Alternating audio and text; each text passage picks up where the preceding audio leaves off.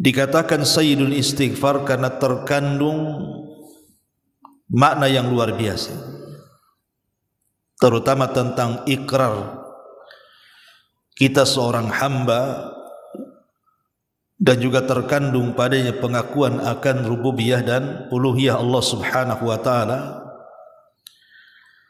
dan banyak lagi nanti kita akan kupas. Kita akan baca hadisnya, baru kita akan syarah keterangannya dari para ulama.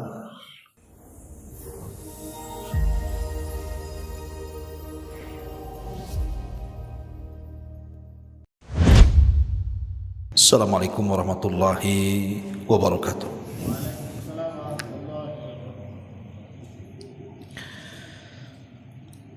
Alhamdulillah, alhamdulillahilladzi hamdan katsiran tayyiban mubarakan fihi kama yuhibbu rabbuna wa yarda. Asyhadu an la ilaha illallah wahdahu rabbi la syarika lah, wa asyhadu anna Muhammadan abduhu wa rasuluhu alladzi la nabiyya ba'dah, amma ba'du. Masyaallah, syukran.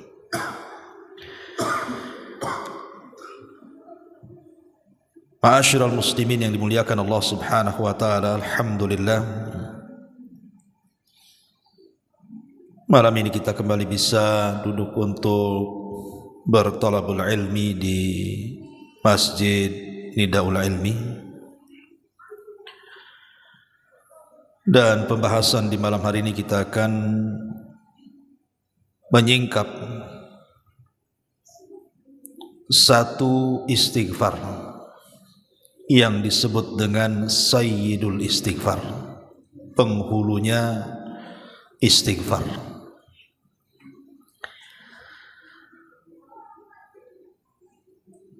Menarik kita akan kaji kenapa kemudian lafaz istighfar ini sayyidul istighfar ini. Ma'asyiral muslimin yang dimuliakan Allah Subhanahu wa taala,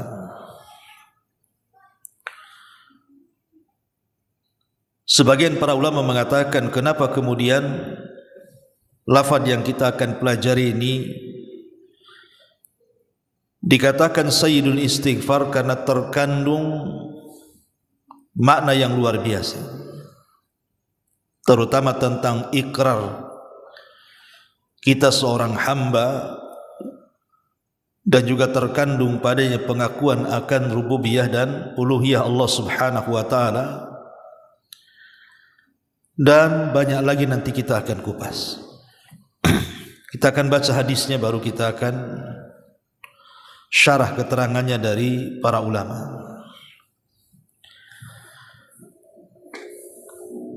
An Shaddad ibn Ausin radhiyallahu anhu qala, dari Shaddad ibn Aus radhiyallahu an, beliau berkata, qala Rasulullah sallallahu alaihi wasallam sayyidul istighfar an yaqulal abdu. Kata Nabi sallallahu alaihi wasallam, pemimpinnya istighfar ataupun permohonan ampun yang paling utama ketika seorang hamba berkata, Allahumma anta rabbi, ya Allah, engkau adalah Rabbku, la ilaha illa anta, dan engkau tidak ada sesembahan yang berhak disembah kecuali dirimu, khalaqtani, engkaulah yang menciptakan aku, wa ana abduk, dan saya adalah hambamu, wa ana ala ahdika wa wa'dika mastata'tu, dan saya ala ahdika, di atas perjanjianmu, dan juga janjimu selama aku mampu untuk melakukannya. a'udzubika min syarri ma sana'tu. Aku berlindung kepadamu ya Rabb dari banyaknya dosa-dosaku. Faghfirli, maka ampunilah dosa-dosaku. Fa innahu la yaghfiru dzunuba illa anta. Karena sesungguhnya tidak ada yang paling pendek kita mengucapkan astaghfirullah ataupun rabbighfirli, itu sama maknanya.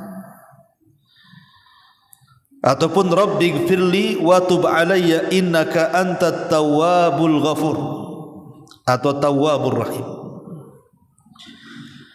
Dan banyak lagi lafaz-lafaz yang diajarkan Nabi SAW kepada kita.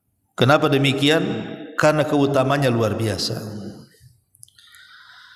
Salah satunya adalah lanjutan hadisnya, di mana Nabi SAW mengatakan, "Man qalaha minan nahari muqinan biha." Barang siapa yang membaca lafaz itu di siang hari dan dia yakin dengan isinya, famata min yaumihi qabla an yumsiya, kemudian dia meninggal sebelum datang waktu petang, fahuwa min ahlil jannah, maka dia akan digolongkan termasuk orang-orang yang akan masuk surga. Wa man qalaha minal laili, tapi kalau dia membaca di malam hari, wa huwa muqinun biha, dan dia yakin dengan isinya, famata qabla an yusbiha, meninggal pula sebelum datang waktu subuh, fahuwa min ahlil jannah, maka dia tergolong orang-orang yang akan mendapatkan surga. Lihat, luar biasa jaminan dari Nabi SAW ketika kita membaca Sayyidul Istighfar ini. Ma'asyiral muslimin yang dimuliakan Allah Subhanahu wa taala, istighfar sendiri adalah amalan yang diajarkan oleh Allah Subhanahu wa taala kepada seluruh makhluknya, bukan hanya kita manusia. Bahkan para malaikat sendiri yang terang-terangan tidak memiliki dosa seperti manusia, mereka pun diajarkan oleh Allah Subhanahu wa taala untuk senantiasa istighfar, padahal mereka makhluk yang Allah Subhanahu wa taala katakan wa yaf'aluna ma yu'marun, melakukan apapun yang Allah perintahkan, tapi mereka istighfar. Perhatikan, Allah Subhanahu wa taala mengatakan dalam Al-Qur'an, alladzina yahmiluna al-arsya wa man hawlahu yusabbihuna bihamdi rabbihim wa yu'minuna bi wa yastaghfirun lilladzina amanu. Malaikat-malaikat yang memikul arsy dan malaikat-malaikat yang berada di sekeliling arsy tersebut bertasbih dengan memuji Tuhannya, dan mereka beriman kepadanya serta memohonkan ampun untuk orang-orang yang beriman. Jadi istighfar juga dibaca para malaikat. Kemudian juga Allah Subhanahu wa taala sendiri memerintahkan dalam Al-Qur'an untuk beristighfar. Fa'lam annahu la ilaha illallah wastaghfir lidzambik. Ketahuilah bahwa tidak ada Tuhan yang berhak disembah kecuali Dia, dan mohonlah ampun kepada Allah atas dosa-dosa. Bahkan setiap hari dalam salat kita juga diajarkan agar kita terus beristighfar kepada Allah Subhanahu wa taala. Bagi antum yang salat wajib yang biasa membaca iftitah, Allahumma ba'id baini wa baina khataayaya kama ba'adta bainal masyriqi wal maghrib. Allahumma naqqini min khataayaya kama yunaqqas thawbul abyadu minad danas. Allahumma ghsilni min khataayaya bil ma'i was salji wal barad. Ini pun lafaz istighfar. Karena intinya adalah memohon kepada Allah agar dosa-dosa kita diampuni. Ya Allah, jauhkanlah antara aku dan kesalahan-kesalahanku sebagaimana Engkau menjauhkan antara timur dan barat. Ya Allah, bersihkan aku dari kesalahan-kesalahanku sebagaimana baju putih dibersihkan dari kotoran.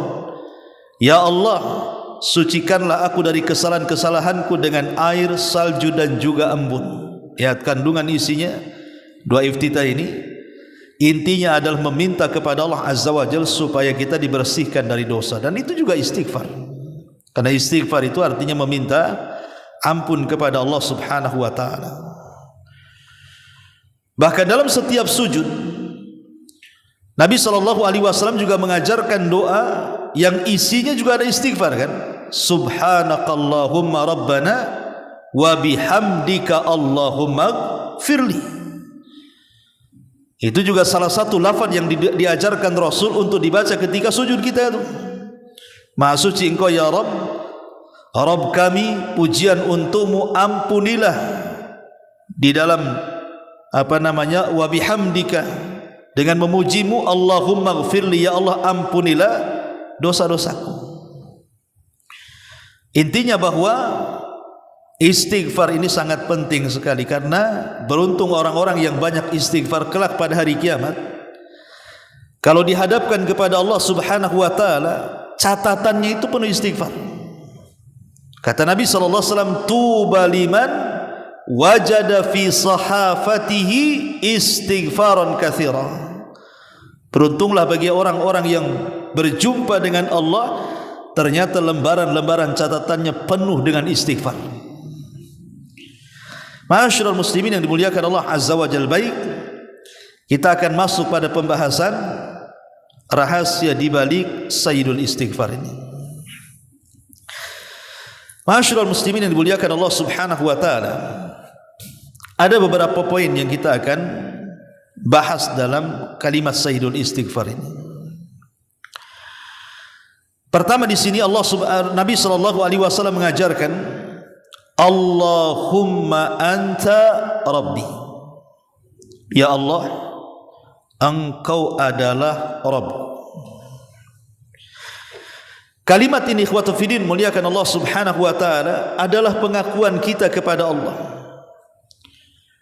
akan rububiyahnya.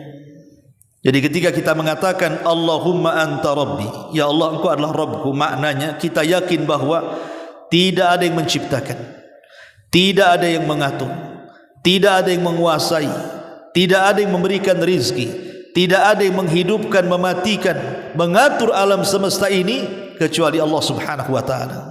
Itulah makna rububiyah. Jadi makna rububiyah adalah betul-betul kita meyakini bahwa tidak ada yang menciptakan kecuali Allah, tidak ada yang mengatur kecuali Allah, tidak ada yang menguasai kecuali Allah, tidak ada yang menghidupkan dan mematikan kecuali Allah, tidak ada yang memberikan rezeki kecuali Allah, tidak ada yang mengelola alam semesta ini kecuali Allah Subhanahu wa taala. Dengan kita mengakui kerububiyahan Allah, muncullah ta'zim, pengagungan kita kepada Allah Azza wa Jalla. Muncul pengagungan. Jadi ketika kita katakan Allahumma anta rabbi, muncul pengagungan kita kepada Allah. Karena alam semesta ini milik Allah Subhanahu wa taala, bahkan kita sendiri milik Allah Subhanahu wa taala. Kemudian setelah kita mengakui rububiyah Allah Azza wa Jalla, kemudian kita katakan la ilaha illa anta. Tidak ada ilah yang berhak disembah kecuali Engkau. Ini pengakuan kita kepada Allah akan uluhiyah namanya. Apa bedanya rububiyah dengan uluhiyah? Kalau rububiyah itu bicara soal perbuatan-perbuatan Allah. Allah yang menciptakan, Allah yang mengatur, Allah yang menghidupkan, Allah yang mematikan, Allah yang mengelola, Allah yang membinasakan, dan begitu seterusnya. Pokoknya yang berkaitan dengan perbuatan Allah itu disebut rububiyah. Tapi uluhiyah itu terbalik. Uluhiyah itu kembali kepada perbuatan kita yang kita berikan kepada Allah. Salat itu perbuatan kita, puasa, zakat, haji, sedekah, baca Quran, silaturahim, birrul walidain, sebutkan ibadah apa saja. Di mana ibadah-ibadah ini tidak boleh diberikan kecuali kepada Allah. Kenapa? Karena di sana tidak ada sesembahan yang berhak disembah kecuali Allah. Tidak ada ilah yang berhak disembah dengan benar kecuali Allah. Berarti kalimat la ilaha illallah ini pengakuan kita kepada Allah akan uluhiyahnya. Bahwa kita tidak mungkin salat kecuali kuhadapkan kepadamu, tidak mungkin sedekah kecuali karena untukmu, tidak mungkin melakukan ibadah apapun dipalingkan kecuali kepadamu ya Rabb. Itulah makna uluhiyah. Inilah yang kemudian terkadang aneh. Ada orang habis solat astagfirullah, astagfirullah, astagfirullah, habis solat pula datang ke dukun. Kan itu ya. Masih tidak tawakal, masih takut dengan rizki, masih tidak mengharap kepada Allah Subhanahu wa taala, masih datang kepada manusia, masih mengadu kepada makhluk. Berarti tauhid uluhiyahnya ini pertanyakan. Maka ketika kita membaca Sayyidul Istighfar ini mengakui bahwa Allah adalah zat satu-satunya yang tidak berhak disembah kecuali Dia, maka dari sini ada seruan untuk mentauhidkan Allah dalam uluhiyahnya, dan inilah tauhid yang dibawa seluruh para nabi dan rasul. Sebagaimana Allah Subhanahu wa taala berfirman, "Walaqad ba'atsna fi kulli ummatir rasulan an i'budullaha wajtanibu taghut." Dan tidaklah kami utus pada tiap-tiap umat ini seorang rasul, tugas mereka sembahlah Allah, jauhi sesembahan selain daripada Allah Subhanahu wa taala.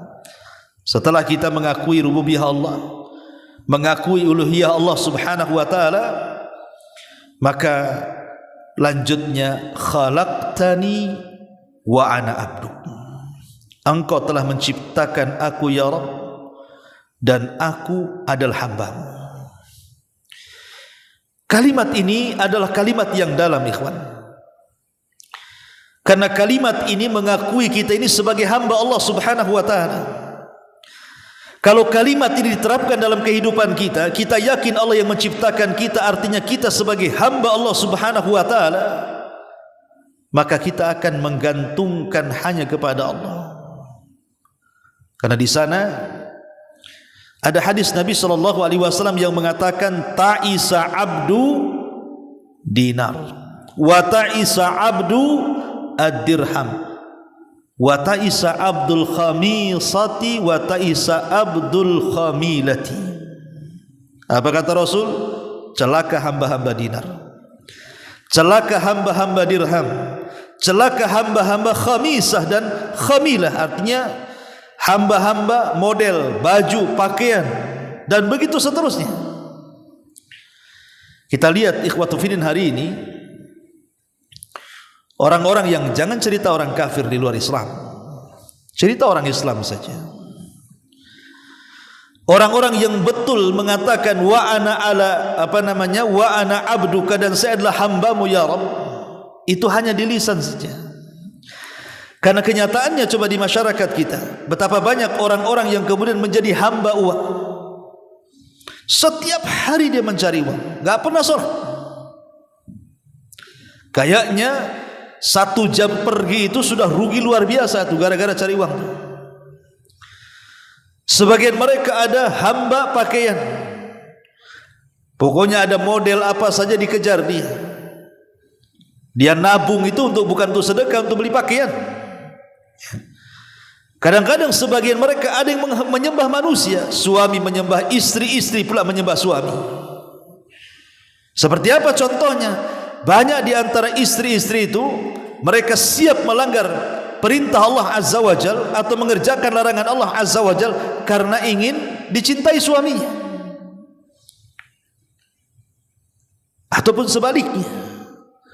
Nah, ini kan hamba manusia namanya.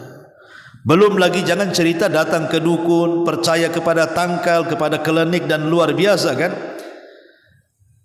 Contoh saja umpamanya orang dipecat dari perusahaan, itu takutnya luar biasa, takut kepada perusahaannya, kepada bosnya kan. Padahal di atas bos itu ada bos lagi, maksudnya Allah Subhanahu wa taala. Lah ketika kemudian dia lebih takut dipecat dibandingkan perintah Allah Subhanahu wa taala, umpamanya dia bekerja di perusahaan, di situ dilarang, tidak boleh melaksanakan salat 5 waktu, tidak boleh keluar solat Jumat umpamanya. Kemudian diancam kalau masih melakukan dipecat. Kalau dia yakin dengan sayyidul istighfar dan mengatakan khalaqtani wa ana abdu, engkau yang menciptakanku, artinya kalau Allah yang menciptakan kita, artinya semua sudah dijamin Allah. Semua sudah dijamin Allah. Wa ana ala khalaqtani wa ana abdu, dan saya adalah hamba-Mu. Dan orang yang berikrar seperti ini pasti Allah Subhanahu wa taala akan menolongnya. Tapi ketika kemudian lafaz ini hanya dibaca saja, ya percuma sajalah. Maka ini sebenarnya kalimat ini sangat dalam, khalaqtani wa ana abdu, karena ini pengakuan kita bahwa kita adalah hamba Allah Subhanahu wa taala. Kalau kita salat ikhwan, posisi yang paling dekat kita dengan Allah itu kapan? Saat sujud. Itu posisi paling dekat kita dengan Allah, saat sujud itu. Dan itu berdasarkan sabda Nabi SAW, bahwa kedekatan hamba dengan Allah ketika salat itu adalah waktu sujud. Makanya Nabi mengatakan apa? Fa ammar ruku fa'azzimu fihi rabb, wa amma sujud fajtahidu fid du'a faqaminun alla yustajab lah. Adapun posisi ruku, kata Rasul, besarkan Allah di situ. Adapun dalam posisi sujud, berdoalah sungguh-sungguh di situ. Karena doa saat sujud itu hampir-hampir tidak mungkin ditolak. Kenapa demikian? Bayangkan ikhwatu fiddin, dalam badan kita yang paling mulia dari kepala sampai kaki itu apa? Kepala. Kepala itulah anggota badan yang paling mulia. Makanya kalau orang ditempeleng ataupun disundul kepalanya, merasa terhina. Karena itu adalah kehormatan manusia. Bayangkan anggota badan yang kita muliakan dalam badan kita tiba-tiba diletakkan di tanah. Diletakkan di tanah, coba. Diletakkan di sajadah, diratakan dengan bumi. Kalau ini bukan bentuk penghinaan apa namanya? Tapi penghinaan seperti ini justru penghinaan mulia, karena kita menghinakan diri di hadapan Allah Subhanahu wa taala. Itulah yang disebut dengan khalaqtani wa ana abdu. Mukaku di hadapanmu ya Rabb, walaupun harus sejajar dengan tanah. Ma'asyiral muslimin yang dimuliakan Allah Azza wa Jalla. Kemudian Nabi SAW mengajarkan wa ana ala ahdika wa wa'dika mastata'tu, dan aku di atas ketaatan kepada Engkau ya Rabb. Maksudnya perjanjian di sini artinya ketaatan, dan aku berada di atas perjanjian terhadapmu. Maksudnya aku di atas perjanjian bahwa aku siap taat kepadamu. Dan kalimat ini diambil dari firman Allah Subhanahu wa taala dalam surah Al-A'raf ayat 172. Allah mengatakan, wa id akhadha rabbuka min bani adam min duhurihim dzurriyyatahum wa ashhadahum ala anfusihim alastu bi rabbikum qalu bala syahidna. Ingatlah ketika Allah mengambil perjanjian dari anak-anak Adam dari punggung mereka. Kemudian Allah mempersaksikan kepada mereka, bukankah aku Rabb kalian? Mereka berkata, benar, Engkau adalah Rabb kami. Lah perjanjian kita dengan Allah Subhanahu wa taala, salah satu maknanya adalah agar kita siap taat dengan apapun yang diperintahkan, siap menjauh apapun yang dilarang, siap menikmati apapun yang dihalalkan, dan siap menjauhi apapun yang diharamkan. Itulah perjanjian kita dengan Allah Subhanahu wa taala. Arti kita sudah berjanji loh kepada Allah Subhanahu wa taala dalam rahim setiap ibu kita di alam arwah itu, bahwa kita siap menjalankan janjimu ya Allah. Tetapi walaupun demikian, wa wa'dik, dan aku pun meminta balasan dari itu. Jadi kita siap taat kepada Allah Subhanahu wa taala, dan kita yakin di balik ketaatan itu ada balasan. Maksudnya balasan di sini adalah surga Allah Subhanahu wa taala. Kita meminta kepada Allah Subhanahu wa taala dengan ketaatan yang kita lakukan ini ada balasan besar, kenikmatan yang menunggu kita, supaya dalam setiap amal-amal itu kalau ada kabar gembira dari Allah Subhanahu wa taala menambah semangat kita kan. Makanya kalau kita lihat amalan-amalan dalam Islam itu selalu Nabi SAW memberikan pahala yang memotivasi.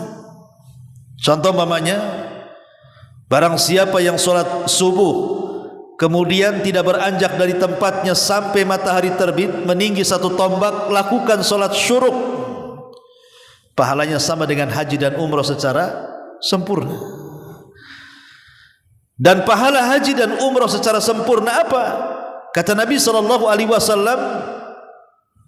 al-hajjul mabrur laisa lahul jaza indallahi illal jannah. Bahwa haji yang baik itu tidak ada balasan yang tepat kecuali surga. Artinya ketika kemudian orang duduk selepas subuh, kemudian berzikir sampai syuruk, kemudian melaksanakan sunnah syuruk, seolah-olah dia dijanjikan dengan surga, karena pahalanya sama dengan haji, dan pahala haji itu surga.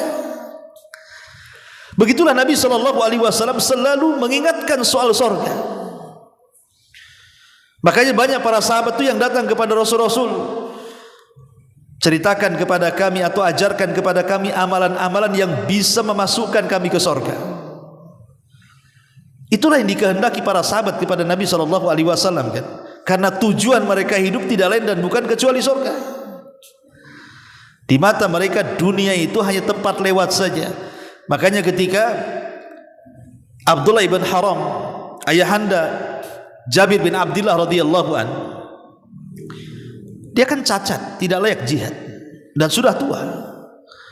Dan orang yang tua dan cacat memang ada rukhsah untuk tidak ikut jihad. Tetapi karena dia merasa bahwa dia tidak terlibat dalam perang Badar, dan itu perang kemenangan kaum muslimin, datang perang Uhud, dia tidak mau kemudian lepas dari peperangan ini. Maka dia datang kepada Nabi SAW untuk mendaftarkan diri sebagai mujahid. Anaknya Jabir datang mengatakan, ya Rasulullah, bukankah orang tua renta dan sakit itu ada rukhsah untuk tidak berjihad? Kata Rasul, ya. Maka dia mengatakan, ya Rasul, kalau begitu jangan libatkan ayahku dalam perang ini. Kata Nabi SAW melirik ayahanda Jabir dan mengatakan, wahai Abdullah ibn Haram, bagaimana pendapat anakmu di sini? Sebaiknya kau tidak ikut jihad, biar posisimu digantikan anakmu. Tapi Abdullah ibn Haram marah dan mengatakan kepada anaknya, laulal jannah la afartuka iya. Kalau bukan karena sorga, aku siap digantikan posisinya. Ini masalah sorga, aku enggak mau. Begitulah para sahabat. Mereka yakin dengan janji Allah Subhanahu wa taala, makanya sudah hilang rasa takut mereka akan kematian karena terkalahkan dengan keyakinan mereka akan surga Allah Subhanahu wa taala. Ini luar biasa para sahabat akan meyakini janji itu. Tapi memang mereka generasi terbaik. Hari ini kalau ditawari surga, mana ada. Ya. Jelas-jelas hadisnya kan? Jelas-jelas tuh hadisnya. Bahwa siapa yang melakukan ini itu surga. Enggak mau juga dia melakukannya. Ya contoh datang ke majelis ta'lim saja. Nabi SAW mengatakan apa? Man salaka tariqan yaltamisu fihi ilma sahhalallahu bihi tariqan ilal jannah, kata Rasul kan. Siapa yang melangkahkan kaki menuju majelis ta'lim dalam rangka mencari ilmu agama, Allah mudahkan langkah dia ke surga. Kurang apa hadis ini jelasnya? Pertanyaannya, berapa banyak orang yang hadir di majelis-majelis ta'lim? Coba ada konser musik, ada kampanye calon presiden, numplak di mana-mana kan. Ma'asyiral muslimin yang dimuliakan Allah Azza wa Jalla, itulah terkadang keyakinan kita kepada surga itu masih kecil. Pertanyaannya kenapa? Ya, karena Allah Subhanahu wa taala menyebut dunia lebih dulu dibandingkan akhirat, itu jawabannya. Kenapa kita kurang yakin dengan akhirat? Karena setiap Al-Quran itu menyebutkan akhirat, selalunya didahulukan dunia. Seperti Allah mengatakan apa? Bal tu'thirunal hayatad dunya wal akhiratu khairu wa abqa. Bahkan kalian lebih mendahulukan kehidupan dunia dan akhirat itu, padahal akhirat itu lebih kekal dan lebih baik. Allah dahulukan dunia baru akhirat. Apa maknanya di sini? Maknanya gini, ikhwan. Kalau antum terlahir di sorga, kira-kira antum mau ke dunia? Seandainya antum lahir di sorga, kira-kira antum mau ke dunia enggak? Ya enggak mungkin. Di sorga itu mala ainun ra'at wala udhunun samiat wala khatara ala qalbi bashar. Kenikmatannya tidak bisa dilihat mata, didengar telinga, terlintas pun tidak. Saya yakin orang kalau lahir di sorga mustahil ingin ke dunia. Masalahnya kita lahir di dunia dan belum tahu sorga, hanya ceritanya saja. Kita kurang yakin dengan yang tidak nyata dan kita lebih yakin dengan yang nyata, itu masalahnya. Kita kurang yakin dengan perkara gaib, lebih yakin dengan perkara yang kasat mata. Nampak di dunia kan? Ini nampak rumah, nampak kebun, nampak mobil, nampak perhiasan, nampak macam-macam kan? Surga kan cerita. Itu masalahnya. Karena kita ini terlahir di dunia, kemudian diceritakan surga, kayaknya surga dongeng saja itu jadinya.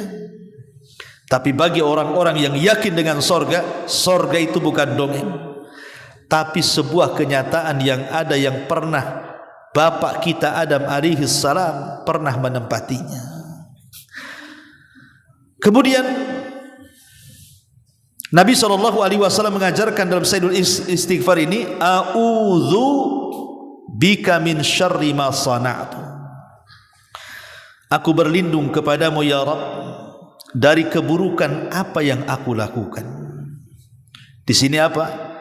Ada i'tiraf bidzambi namanya, pengakuan dosa. Dan dalam tobat itu pengakuan dosa penting. Karena itu diantara salah satu sebab diterimanya tobat kita. Ketika Nabi Yunus alaihi salatu wasalam terperangkap dalam perut ikan, Nabi Yunus alaihi salatu wasalam diutus kepada kaum Nainawa yang ada di Irak. Dia berusaha mendakwai kaumnya, tetapi kaumnya menolak dakwahnya. Sampai akhirnya Nabi Yunus meninggalkan kaumnya sebelum ada izin dari Allah. Qadarullah, setelah Yunus meninggalkan kaumnya, kaumnya pula beriman. Yunus tidak tahu.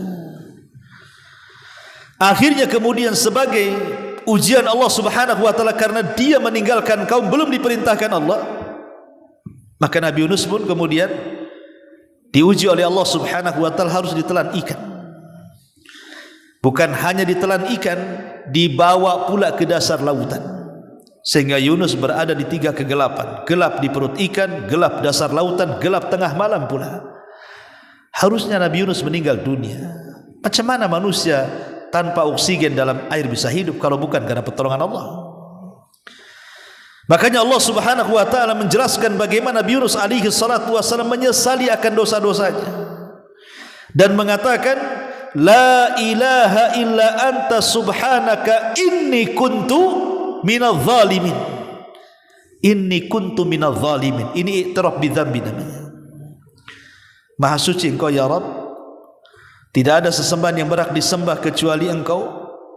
Sesungguhnya aku termasuk orang-orang zalim. Ini namanya i'tiraf, mengakui dosa. Dan kita harus mengakui dosa. Betapa banyak dalam kehidupan kita ini tidak mengakui dosa, itu masalahnya. Banyak dosa-dosa yang kita lakukan kita ingkari.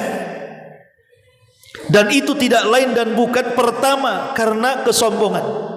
Orang sombong itu akan sulit mengakui dosanya, kawan. Orang kalau sudah tertanam ujub, takabur, susah itu. Mengakui dosa itu loh susah sekali.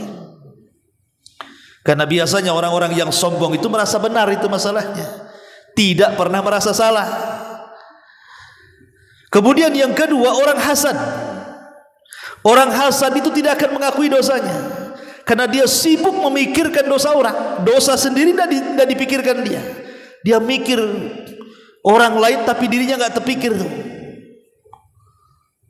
Orang-orang hasad itu susah untuk mengakui dosa. Termasuk orang-orang yang susah mengakui dosa itu adalah orang-orang yang dalam hatinya penuh dengan kotoran dan tidak pernah dibersihkan, kotoran maksiat. Karena kalau orang bermaksiat satu kali, kata Rasul, Allah letakkan titik hitam satu. Kalau dua, Allah letakkan titik hitam dua. Kalau ribuan maksiat dia lakukan, hilang tuh semua hatinya karena terkena titik hitam semuanya. Dan kalau sudah seperti itu akan jadi ron dan akan jadi keras. Orang yang keras hati susah mengakui dosa. Makanya di sini ada pengakuan, wa a'udzubika, aku berlindung kepadamu ya Rabb dari keburukan yang aku lakukan, dari dosa yang aku lakukan. Makanya dalam surah Al-Falaq kita juga disuruh untuk berlindung dari apa? Dari keburukan makhluk yang Allah ciptakan. Di sini kita berlindung kepada Allah dari keburukan yang kita ciptakan. Makanya kalau kita lihat dalam muqaddimah khutbatul hajah, innal hamdalillah nahmaduhu wa nasta'inuhu wa nastaghfiruh wa na'udzu bika min syururi anfusina, dan kami berlindung kepadamu ya Rabb dari keburukan-keburukan yang kami ciptakan. Ingat, keburukan yang muncul dari diri kita itu penyebabnya apa? Dua. Pertama, hawa nafsu. Yang kedua, syaitan. Cuma dua saja. Keburukan yang kita lakukan itu sumbernya cuma dua. Pertama hawa nafsu, yang kedua syaitan. Hawa nafsu menciptakan keburukan syahwat, dan syaitan menciptakan keburukan syubhat. Syahwat ini menghancurkan akhlak, kalau syubhat itu menghancurkan agama. Sini saya contohkan biar antum paham apa bedanya syahwat dengan syubhat itu. Ketika Allah Subhanahu wa taala mengusir Adam dari sorga, apa penyebabnya? Dosanya syahwat. Ketika Allah Subhanahu wa taala mengusir iblis dari sorga, apa dosanya? Syubhat. Apa bedanya syahwat dengan syubhat? Ketika Allah Subhanahu wa taala katakan kepada Adam, "Hei Adam, jangan dekat-dekat pohon ini. Apalagi kau makan buahnya. Karena engkau termasuk orang-orang zalim kalau sampai melakukannya." Akhirnya Adam pun terkena waswas syaitan, didekatilah pohon itu dekat-dekat, akhirnya pula dimakan. Makan ini urusan perut, dan perut itu urusan syahwat. Sebab penyakit syahwat inilah Adam terusir dari surga. Beda Adam, beda iblis. Kalau iblis dosanya bukan itu. Ketika Allah Subhanahu wa taala merintahkan kepada para malaikat termasuk juga iblis, usjudu li Adam, sujud kalian kepada Adam. Fasajadu, semua malaikat sujud illa iblis, kecuali iblis. Kenapa iblis tak sujud? Padahal Allah yang perintahkan. Ada syubhat di kepalanya. Apa kata iblis? Ya Rabb, ana khairum minhu, saya lebih baik daripada Adam.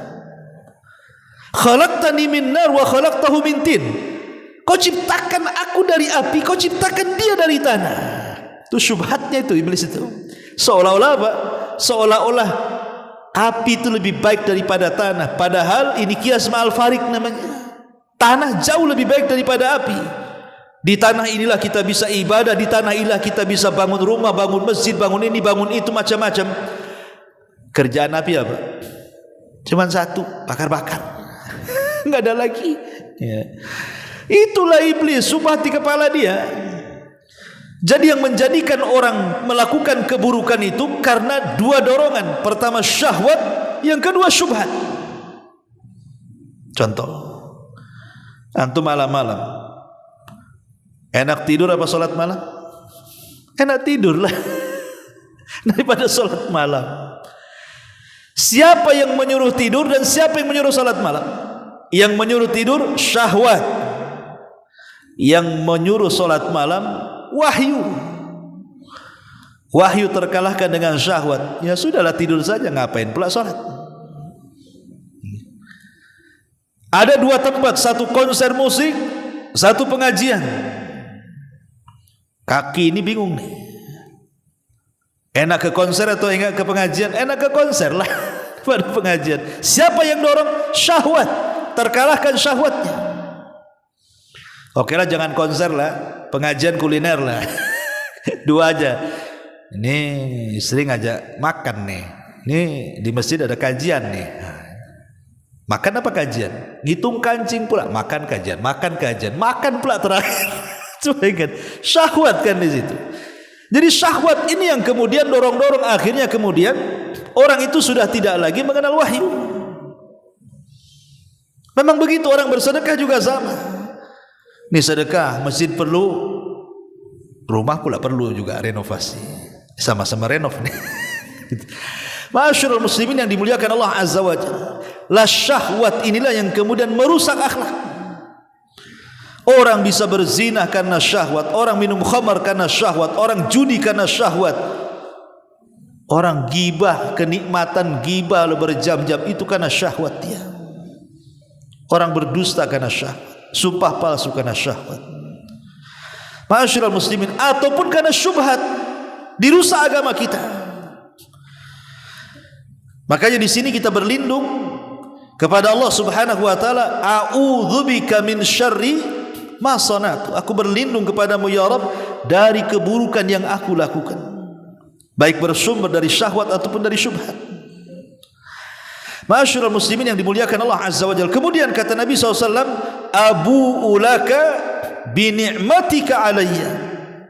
Aku mengakui kepadamu ya Rabb akan nikmat-nikmat yang kau anugerahkan kepada aku.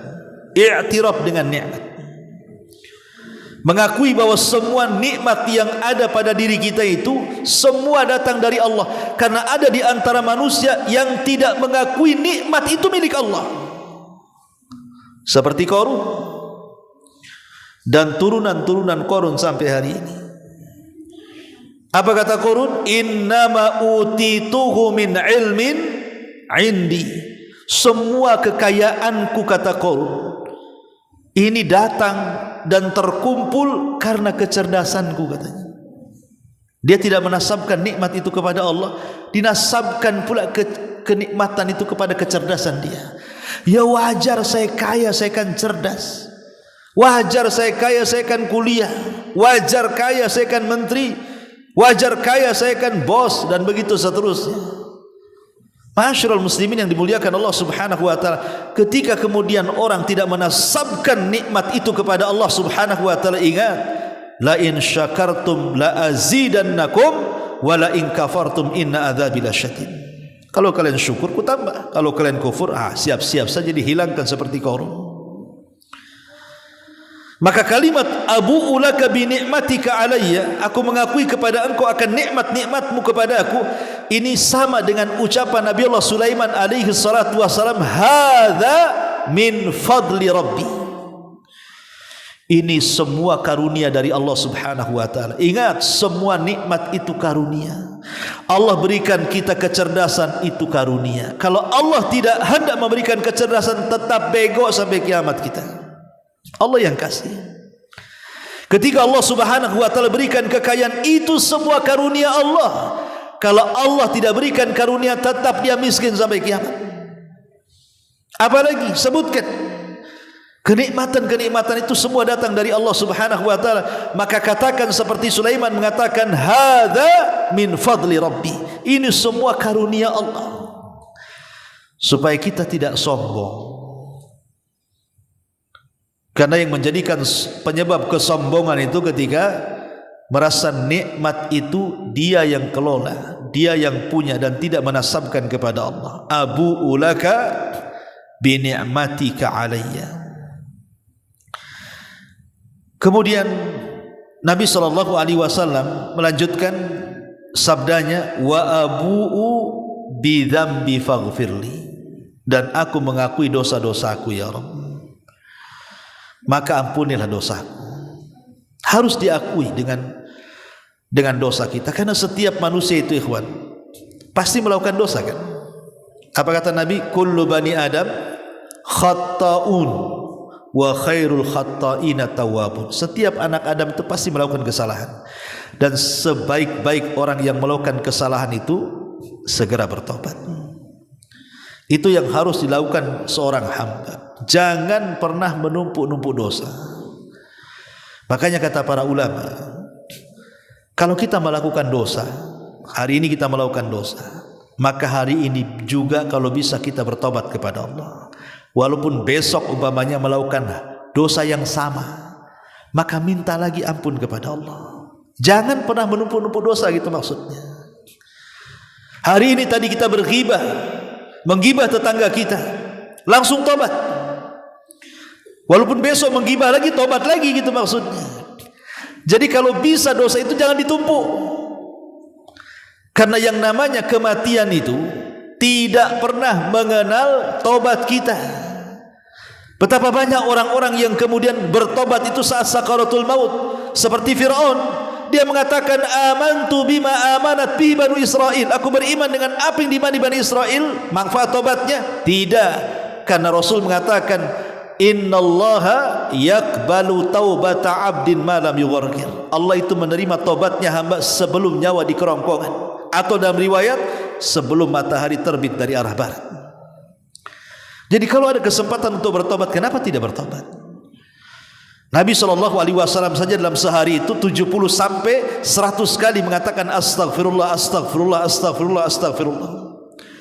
Kalau kita malas kemudian mengucapkan astagfirullah, astagfirullah sampai 100.000 kali dalam sehari, cukup membaca Sayyidul Istighfar 1 kali di pagi hari dan 1 kali di sore hari. Kan ada solusinya. Dan ini sebaik-baik istighfar. Abu'u bi dzambi faghfirli. Dan aku mengakui dosa-dosaku ya Allah, maka ampunilah dosaku. Di zaman Bani Israel ada orang jahat. Dia membunuh 99 nyawa.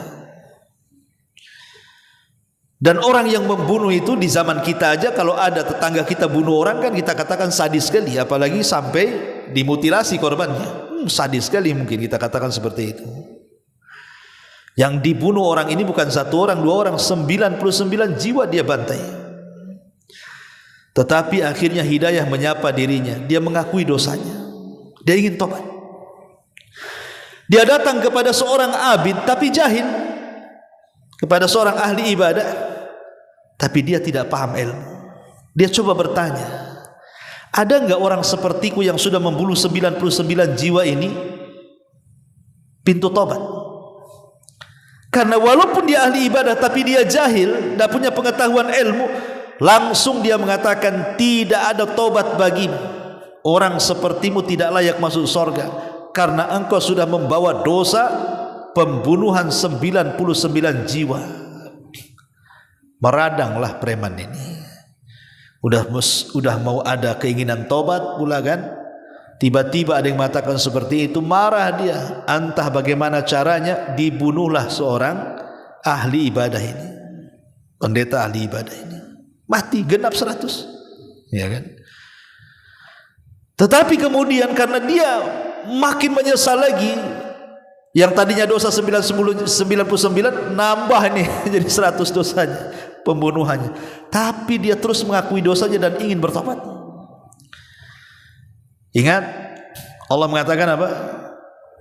Barang siapa yang menghendaki kebaikan, as-salahu, maka Allah akan berikan asal, kenikmatan. Berupa apa? An yuwaffiqahu, untuk diberikan taufik. Orang ini menghendaki kebaikan, pasti diberikan taufik. Siapapun orang yang menghendaki kebaikan itu pasti diberikan taufik. Akhirnya langkah kakinya menuju kepada seorang abid, tapi dia alim. Kalau tadi kan abid jahil, yang satunya abid alim, memang ahli ibadah dan punya kecerdasan. Cobalah dia bertanya, saya sudah membunuh 100 jiwa wahai fulan, ada enggak tobat bagiku? Maka orang ini mengatakan ada.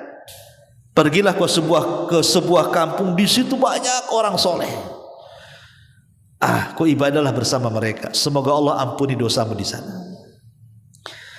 Ketika dia sudah mendapatkan solusi, dia senang. Itu yang dia cari selama ini. Akhirnya dia pun meninggalkan orang alim yang abid ini, dan mulailah dia menuju rute yang arahkan ke kampung orang-orang soleh. Allah takdirkan di tengah jalan kehabisan bekal, kehausan, kelaparan, mati. Ketika mati ini datang malaikat Adam, hendak diambil ruhnya dan akan dimasukkan ke neraka. Sebelum malaikat Adam ini datang, datang pula malaikat rahmat, hendak mengambil ruhnya dan ingin memasukkan ke sorga. Akhirnya kemudian berebutlah dua malaikat ini. Kata malaikat Adam, ini ruh milikku, dia pantas masuk neraka karena sudah membunuh 100 jiwa. Kata malaikat rahmat, oh tidak, ini milikku, dia pantas masuk surga karena sudah ada keinginan tobat. Akhirnya rebutan. Allah Subhanahu wa taala utus satu malaikat, malaikat hakim, pemutus, dan kata malaikat pemutus ini, kisu bainal ardhaini. Kalian tidak usah ribut, kita ukur saja kematian dia dengan desa yang akan dituju dan kematian dia dengan seorang alim yang ia bertanya. Kalau lebih dekat kepada seorang alim yang ia tanya dan desanya masih jauh, masukkan dia ke neraka. Tapi kalau langkah kakinya lebih dekat ke desa yang dituju dan jauh ke tempat orang alim yang ia bertanya, masukkan dia ke sorga. Kenapa? Karena niatnya sudah mau mencapai. Diukur akhirnya. Ya bukan ukuran tukang lah, ukuran malaikat kan itu. Subhanallah, dalam riwayat sebenarnya dia itu belum jauh dari orang yang bertanya. Jadi dosanya masih jauh sebenarnya, dia dekat. Tetapi karena Allah itu rahmatnya lebih luas dibandingkan kemurkaannya, Allah lipat bumi itu. Akhirnya didekatkan kepada desa yang dituju dan dijauhkan dari orang alim yang ditanya. Kata malaikat rahmat, ini milikku. Dari sini kita lihat bahwa rahmat Allah itu lebih luas dibandingkan kemurkaannya. Tapi lihat Allah Subhanahu wa ta'ala itu Ghafur, Maha mengampuni. Sebanyak apapun dosa yang kita lakukan, walaupun sudah 100 jiwa, hatta kesyirikan sekalipun, kalau seandainya mengakui dosa dan meminta kepada Allah, faghfirli, ya Allah ampuni dosa-dosaku, maka pasti Allah Subhanahu wa ta'ala akan mengampuninya. Karena nanti pada hari kiamat, ikhwatu fiddin, orang-orang yang mendapatkan hisab yang mudah. Kan hisab itu ada dua, ada hisab yang mudah, ada hisab yang sulit. Tanda-tanda hisab yang mudah itu, dia tidak ada bantah berbantah dengan Allah. Allah hanya bertanya, disuruh mengakui saja. Jadi kalau Allah Subhanahu wa ta'ala katakan, ata'rifu dzamba kadza, ata'rifu dzamba kadza, betul dalam catatanmu engkau melakukan dosa ini, dosa itu, dosa ini, dosa itu, dosa ini, dosa itu. Hamba ini hanya mengatakan, iya ya Rabb, aku melakukannya. Iya ya Rabb, aku melakukannya. Iya ya Rabb. Dia hanya menjawab iya saja. Enggak ada perdebatan. Itu ciri-ciri orang ini hisabnya mudah. Kalau ditanya, bukankah engkau melakukan dosa zina? Bukankah engkau sudah melakukan dosa judi? Bukankah engkau sudah melakukan dosa ghibah? Bukankah iya saja.